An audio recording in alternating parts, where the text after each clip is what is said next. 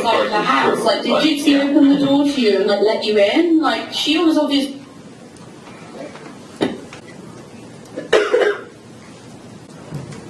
Oh yeah, she was deeply involved with it. I mean, just like it says in his police statements, like I said, right when I was talking to them, it says just pretty much word for word what I told them. She told me before I ended up getting there in a text that there was latex gloves that'd be on the porch. She did say that. Right on the text, it's clear as day. You can actually see it. And then, well, I ended up finding them when I got there, and I let her know that I was at the door. She opened the door, and she made sure I had the gloves on before she gave me the weapon, and she made sure that she wouldn't let me open the door. She made sure I had those gloves on before either of those doors opened. So that's the reason why you ain't going to see any fingerprints on any of that stuff. And then, from that point on, well, my darker part of me took over, and because she knew right away that I admitted straight out to the whole thing that I was not going to get involved with this, no matter how much she tried to push me.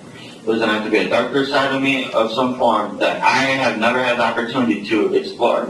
So I did not know what it was capable of until that dark night. Once that night came, I knew fully well what it was capable of.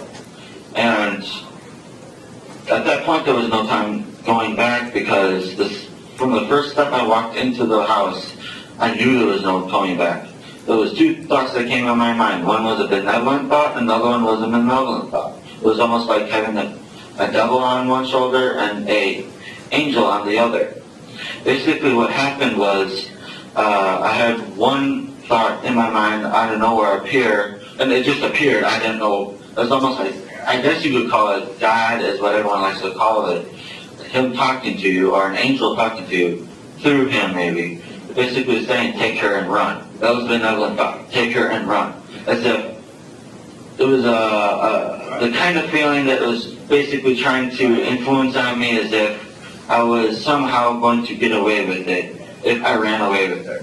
As if somehow we were able to keep her mom at bay, better than she was able to in the past when she ran away. However, the other thought came in my mind was because it saw as basically because the darker part of me was also in love with the darker part of her. And because of it, the thought was, excuse my French, but it basically said, this bitch is dead. Not letting her get between me and her, this bitch is dead. Basically is what the thought was. And unfortunately, I ended up listening to my darker side because I wanted to be with her, and I remember what she said, and I wanted to believe what she was saying, and unfortunately I should have listened to my other part of me.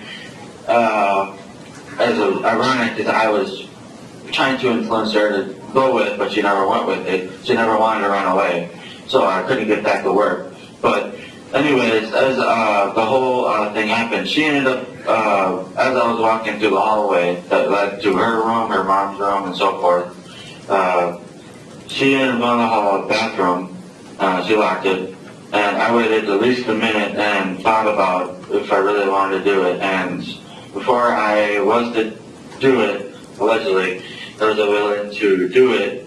The next thing I know, I ended up going right into it and thought there was no going back because I had myself on my word, and I was not one to break my word to really anyone at all if I had one to keep at the time. If it was worth keeping, I was going to keep it. And that's what led me to do it. The video's going to cut off in a minute. I loved her so deeply that remember whatever you just did to that thing, and should we try it tomorrow? Oh. Bye! Okay. Yep. Alright. Sounds good.